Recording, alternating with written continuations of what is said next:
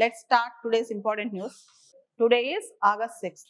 Exactly 80 years back, on the same day in 1945, for the first time in the world, nuclear bomb killing almost 80,000 people instantly. A nuclear bomb was thrown by America on Japan, Hiroshima. The Japanese city of Hiroshima marks 80 years since it was destroyed in the world's first nuclear attack. The nuclear bombing was made on this location of western Japan on 6th August 1945, and every year 6th August was observed as Hiroshima Day. I think you would have watched a movie on Oppenheimer. 2 years back, there was a movie that was released on the biography of Oppenheimer. He was a nuclear physicist. America started a project called Manhattan Project, secretly preparing a nuclear bomb. At the end of the Second World War, even without telling to its allies, closest allies, the code name Little Boy, the first nuclear attack in this world, nuclear bomb was thrown on Hiroshima. At the 8:15 a.m. on the morning of 6th August 1945, the Japanese city of Hiroshima was devastated by a first atomic bomb to be used as a weapon of war. The bomb was nicknamed as Little Boy, and almost instantly 80,000 people died, and within few days more than 150,000 people died due to sickness, health related problems, radiation and other problems. And many carried cancers, skin diseases and health concerns. And after a few days, on August 9th, Nagasaki was attacked in the name Fat Man, with the name Little Boy and Fat Man. So this is the pathetic story that has happened 80 years back. And even today, the world is seeing the adverse effects of nuclear arsenal, nuclear weapons. The world is on the verge of wars, particularly Israel Palestina, that is Israel Hamas, Russia Ukraine war. And every country is feeling that unless it have a nuclear weapon, it cannot maintain proper deterrence. So, on the one side, there's a call for disarmament and nuclear disarmament. On the other side, countries are queuing up to prepare nuclear bombs and nuclear weapons. So, this is a history. Apart from America, Russia, France, Britain, China, they all have nuclear bombs and nuclear technology. By 1970s, the world was divided into nuclear haves and nuclear have-nots. So, that is in the news today. And next important news, again a disaster. Flash floods in Uttarakhand leaves 4 dead. Over 60 feared trapped. In Uttarakhand, particularly in Uttarkashi district, there was a cloud burst and flash flood. Villages were trapped, and particularly some villages were submerged inside the water.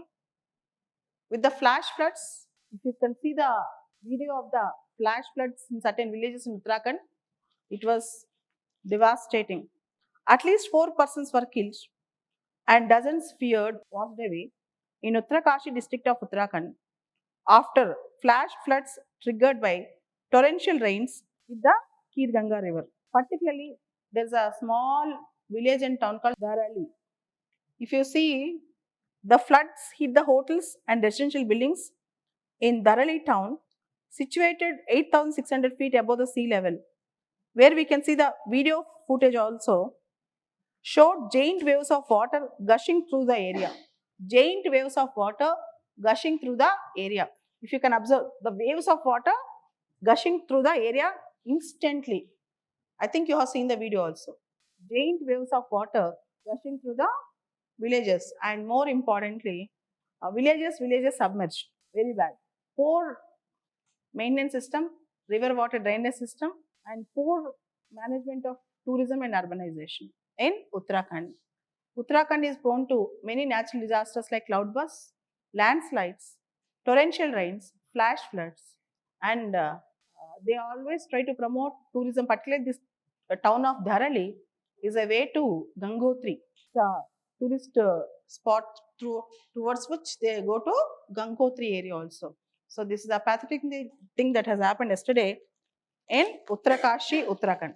And next important news, Philippines president was in 5-day tour in India. He has come to India. India and Philippines have decided to boost their defense and maritime links, begin direct flights, and start negotiating a new trade deal. And now they have upgraded their ties to strategic partnership. Filipino President Ferdinand Marcos Jr. said that freedom of navigation is very, very important. And both Philippines and India, they are emphasizing on freedom of navigation in South China Sea, as they both face a threat from China. Freedom of navigation in the South China Sea. So Philippines president is in 5-day visit, and we are going to sign many MOUs and many agreements. Particularly, maritime relation is very important between India and Philippines. Act East policy of India, and also our Northeast development is also related with Act East policy. And if you observe, both the leaders, Indian Prime Minister and Filipino President, they are very curious to have better trade agreements between India and Philippines. Better and good trade agreements between India and Philippines. Particularly, they are going to conduct talks for preferential trade agreements. They are going to conduct talks for preferential trade agreement. This is very important. Coming back, the other most important news that is coming up. Prime Minister Modi ji inaugurates Kartavya Bhavan at New Delhi. Prime Minister Modi inaugurated the Kartavya Bhavan in Delhi in a good government event, government function, as a part of central government's ambitious project to bring central ministries and departments under one roof for seamless functioning. See, if all ministries and departments will function in the nearby closed buildings, then it will be good for all the buildings to have better coordination. For example, if Ministry of Defense works in one building, Ministry of Home Affairs is far away from Ministry of Defense, and means from Ministry of Home Affairs to Ministry of Commerce is again a distance. If it is located at a distance place, it's very difficult for the government to function. So, in the new Central Vista project to the government, all the central government headquarters of all ministries should be under single roofs or nearby places. So, with this ambitious project, they have Prime Minister launched Kartavya Bhavan, a new building. The state-of-art building consisting of conference rooms, modern amenities and CCTVs will house the offices of Ministry of Home Affairs, External Affairs, Rural Development, MSME, DOPT Ministry, Petroleum and Natural Gas Ministry. Kartavya Bhavan 3, which was inaugurated by the Prime Minister, is the first of the several upcoming common central secretariat buildings as a part of larger Central Vista project. So very important news, Kartavya Bhavan. The other important news that is coming up is ancient Buddhist site Saranath submitted as India's nomination for UNESCO for 2025-2026 cycle. India has submitted this year's dossier. Dossier means file, its application, titled Ancient Buddhist Site Saranath to the UNESCO World Heritage Center for 2025-2026 nomination cycle. Union Cultural Minister Mr. Gajendra Singh Shekhawat said that to the Lok Sabha in a written response. He was asked the details of the number of new heritage sites being proposed for the inclusion of UNESCO World Heritage List. Getting a status in the UNESCO World Heritage List is a very important thing. 2 years back, in Telangana, Ramappa Temple got placed in the UNESCO World Heritage Site. Kindly find out UNESCO World Heritage Sites in India. For example, if you see in Tamil Nadu, Mahabalipuram, the caves nearby, they got UNESCO World Heritage status. Taj Mahal had a UNESCO World Heritage status. UNESCO World Heritage status is very important. Just kindly prepare a list. Prepare a list of UNESCO World Heritage Sites in India. And there is another concept called intangible heritage. Do you know what is intangible heritage? For example, yoga is an intangible heritage. Yoga is an intangible heritage. Kumbh Mela is an intangible heritage. Intangible heritage means the heritage which we cannot see physically, but which we can feel it. For example, Taj Mahal is a tangible heritage. Ramappa Temple is a tangible heritage which can be touched. Yoga is an intangible.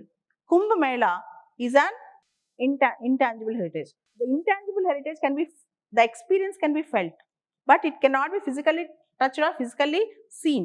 But it's a way of life in India. That's called intangible heritage. UNESCO also recognizes intangible heritage also, not only tangible heritage sites but also intangible heritage. Next, Philippines grants visa-free entry to Indians. In a major step to boost tourism and people-to-people contacts, the Philippines have decided to allow Indian tourists to enter into the country without a visa. Without a visa. India, in response, will extend free e-visa facility to travelers from Philippines. Both India and Philippines also plan to launch direct flights between Delhi and Manila. Delhi and Manila. And you should also know, regularly there will be an index which was released called Henley Passport Index. Henley, Henley Passport Index or Henley Passport Index. So, if you get visa free entry through your passport to many number of countries, that means your passport is strong. Do you know what is the strongest passport in the world? Very good. Singapore passport is considered as the strongest passport in the world. Okay, so according to Henley Passport Index, Singapore passport is the strongest passport in the world. Coming back, Reserve Bank of India's Monetary Policy Committee keeps repo rate unchanged at 5.5%. The RBI keeps its repo rate unchanged at 5.5%. Announced by RBI Governor Sanjay Malhotra. See, in economy, we have concepts called repo rate, reverse repo rate, CRR, cash reserve ratio, statutory liquidity ratio, SLR, all these names. Okay. Repo rate is the rate at which Reserve Bank lends to the banks. Okay. Consider me as a Reserve Bank. You are all ordinary banks.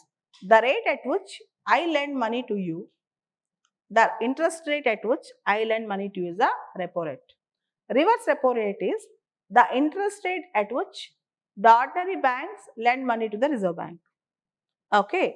If Reserve Bank increases the repo rate or reverse repo rate, automatically the interest rates in the market will increase.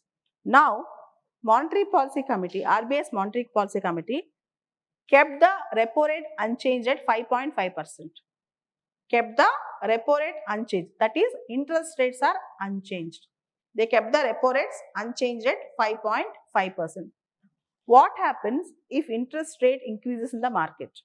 If interest rate increases in the market, sometimes it may create some uncertainty where businesses will go down. If they wanted to take money from the banks or lend money for new projects, they have to pay more interest rates. Then their businesses will not do good. For that reason, sometimes if the international uncertainties exist, particularly during this period of Donald Trump's warning of increasing tariffs on India and other international uncertainties, Reserve Bank of India is treading cautiously, moving cautiously without changing interest rates in India. Without changing interest rates in India. So in future, in another class, I'll explain what is repo rate, reverse repo rate, and you are expected to remember RBI have kept repo rate unchanged at 5.5%. RBI have kept repo rate unchanged at 5.5%. And the next important news that is coming up, as you all know, Donald Trump threatened India with more additional tariffs. And Donald Trump also said that India is trading with Russia, India is purchasing military equipment from Russia, India is purchasing energy from Russia, and Donald Trump said India will face additional penalties also. At this juncture, our national security advisor Ajit Doval went to Russia, and this month, and our external affairs minister Mr. Jaishankar is also visiting Russia. And more importantly, Ajit Doval sir is going to, it seems that sources are telling that he's going to talk about energy, he's going to talk about S-400s. As you all know, S-400 missile defense system, which we have purchased from Russia, helped us a lot after Operation Sindoor, and many more S-400 should come to India. So Russia is delaying that project. So when Indian National Security Advisor went to Russia to expedite that project also. So all these things, and our MEA is also, Ministry of External Affairs, is also going to Russia this month end. That is the news that is coming up from India-Russia relations. As you all know, India and Russia are considered as the all-weather friends. India and Russia, they are considered as the all-weather friends. And Russian President spokesperson Dmitry Peskov, he said that no country can impose another country with respect to its foreign policy. Particularly, we are living in the sovereign system where America cannot dictate the foreign policy of Russia's trading partners. America cannot say no to the Russia's trade partners. It is their interest. America cannot say to the Russia's trade partners. This is the important news that is coming up.